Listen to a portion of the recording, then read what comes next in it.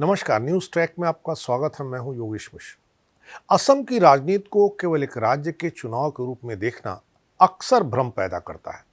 यह राजनीति दरअसल पहचान, भूगोल, समुदाय और प्रशासनिक यथार्थ की कई परतों से बनी हुई है, जहां एक ही समय में अलग अलग मुद्दों पर अलग अलग चुनाव लड़े जाते हैं।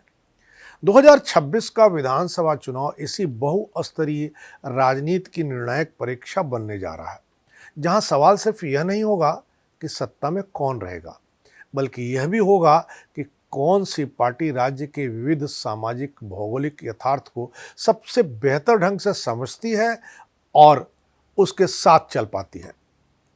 असम में 2026 का विधानसभा चुनाव कुल 126 सीटों के लिए होगा। आमतौर पर इसे मार्च अप्रैल 2026 की संभावित विंडो के रूप में देखा जा रहा है। हालांकि अंतिम कार्यक्रम चुनाव आयोग द्वारा घोषित किया जाएगा।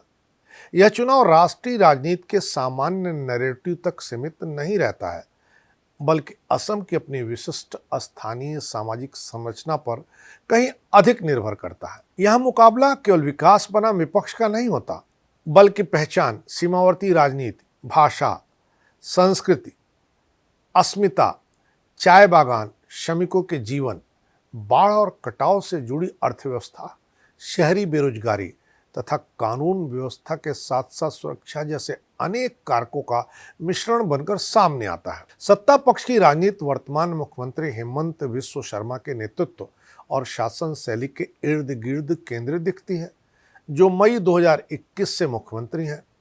विपक्षी खेमे में परंपरागत रूप से कांग्रेस मुख्य भूमिका में रही है, जबकि AIUDF और कई क्षेत्रीय ताकतें कई सीट बेल्ट में निर्णायक असर डालती हैं, विशेषकर वहां जहां समुदाय और भूगोल की राजनीति तीव्र हो जाती है।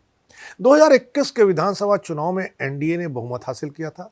भाजपा और AGP तथा UPPL को मिलाकर NDA को कुल सीटें 75 हासिल हुई थी, जबकि कांग्रेस नेतृत्व वाले महाजोत को लगभग 50 सीटें मिली। यही पृष्ठभूमि 2026 की रणनीति की दिशा तय करती है। असम को चुनावी दृष्टि से समझने के लिए इसे एक इकाई की तरह देखने के बजाय कई चुनावी पट्टियों के योग के रूप में देखना ज्यादा जरूरी होता है, जैसे वराक वैली, कछार, हैलाकांडी और करीमगंज। इनकी भाषा, पहचान और राजनीतिक झुकाव अलग है।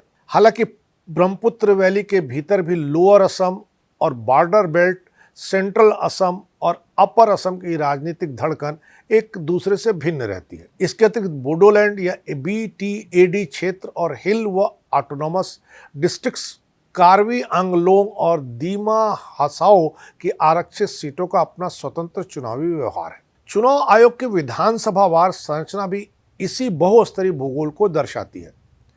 इसी के अनुसार राजनीतिक दल बूथ मैनेजमेंट, जातीय सामुदायिक संतुलन और उम्मीदवार चयन की रणनीति को अपनाते हैं।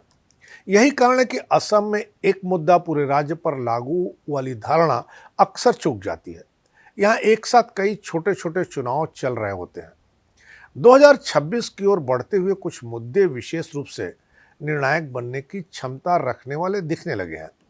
सबसे पहले सीमा, प्रवासन और विदेशी बहस। राज्य सरकार द्वारा घोषित विदेशियों की तेजी से पुशबैक या डिपोर्ट करने जैसे बयानों तथा कार्रवाइयों ने इस नैरेटिव को फिर से तेज कर दिया है। इसके साथ ही पहचान राजनीति, सीमा सुरक्षा और जनसंख्या संरचना पर बहसें भी चुनावी विमर्श में प्रमुखता पा सकती हैं। दूसरा बड़ा मुद्दा आर्थिक जीवन से जुड़ा हुआ है, जिसमें महंगाई, आय के अवसर, शहरी युवाओं के लिए रोजगार, सरकारी भर्तियां और छोटे व्यापार तथा MSME की स्थिति आती है। सत्ता पक्ष अपनी उपलब्धियों के रूप में विकास और आर्थिक वृद्धि का दावा करता है। हाल के महीनों में रिजर्व बैंक ऑफ इंडिया जैसे संस्थानों के आंकड़ों का हवाला देकर राज्य की ग्रोथ को चुनावी नैरेटिव का हिस्सा बनाया जा सकता है। तीसरा असम का सबसे स्थायी और संवेदनशील प्रश्न है बाढ़, कटाव, पर्यावरण और भूमि। यहाँ बाढ़ केवल प्राकृतिक आपदा नहीं, बल्कि विस्थापन, खेती, राहत, पुनर्वास और प्रशासनिक क्षमता का एक अस्थायी चुनावी मुद्दा है। भूमि अतिक्रमण और वन भूमि से जुड़े सवाल कई जिलों में तीव्र राजनीतिक प्रतिक्रिया पैदा करते हैं। सरकार की कार्रवाइयों को कहीं समर्थन मिलता है तो कहीं विरोध। चौथा अहम वर्ग महिला और युवा है। महिला सुरक्षा, शिक्षा, स्वास्थ्य, माइक्रो क्रेडिट और स्थानीय कल्याण योजनाएं महिलाओं के वोट व्यवहार को प्रभावित करती हैं, जबकि युवाओं के लिए प्रतियोगी परीक्षाएं, भर्ती पारदर्शिता, रोजगार, नशा और कानून व्यवस्था जैसे मुद्दे चुनावी बहस का हिस्सा बनते हैं। 2026 में असम का असली खेल गठबंधन मैनेजमेंट और सीट समझौते पर ही टिकेगा। 2021 में एनडीए के भीतर भाजपा के साथ एजीपी और यूपीपीएल की साझेदारी निर्णायक साबित हुई थी, जबकि विपक्ष में कांग्रेस नेतृत्व वाले महाजोत में एआईयूडीएफ जैसे दल शामिल थे। सत्ता पक्ष की चुनौती यह होगी कि वो अपने मुख्य वोट बेस को बनाए रखे, सहयोगियों के साथ सीट बंटवारे में असंतोष न बढ़ने दें, सत्ता विरोधी रुझान और स्थानीय नाराजगी को शासन और डिलीवरी के नैरेटिव में संतुलित करें। विपक्ष को अलग अलग बेल्ट्स में वोट कम करने, विश्वसनीय स्थानीय उम्मीदवार और नेतृत्व प्रस्तुत करने होंगे। महंगाई, रोजगार और बाढ़ अर्थव्यवस्था जैसे मुद्दों को एक संयुक्त राजनीतिक कथा में डालने की जरूरत होगी। असम में चुनाव प्रायः राज्य स्तरीय लहर से कम और बेल्ट स्तरीय प्रबंधन से ज्यादा तय होते हैं। यही कारण है कि उम्मीदवार की सामाजिक पकड़, स्थानीय संगठन और बूथ स्तर संगठन क्षमता निर्णायक बन जाती है। यदि असम को सीट बेल्ट के रूप में देखें तो तस्वीर और साफ होती है। लोअर असम और बॉर्डर जिलों में पहचान, प्रवासन और सुरक्षा की बहस तीखी रहती है। बराक वैली में भाषा, सांस्कृतिक अस्मिता और स्थानीय विकास प्रमुख होते हैं। असम में रोजगार, उद्योग, चाय बागान श्रमिक, शहरी महंगाई और स्थानीय पहचान ज्यादा असर डालते हैं। बोडोलैंड क्षेत्र में क्षेत्रीय दल, स्वायत्तता और स्थानीय नेतृत्व निर्णायक भूमिका निभाते हैं, जबकि हिल डिस्ट्रिक्ट्स में जनजातीय प्रश्न, आरक्षित सीटों का चरित्र और विकास एजेंडा केंद्रीय रहता है। ये क्लस्टर कोई सैद्धांतिक अवधारणा नहीं, बल्कि चुनावी रणनीति का वास्तविक आधार है।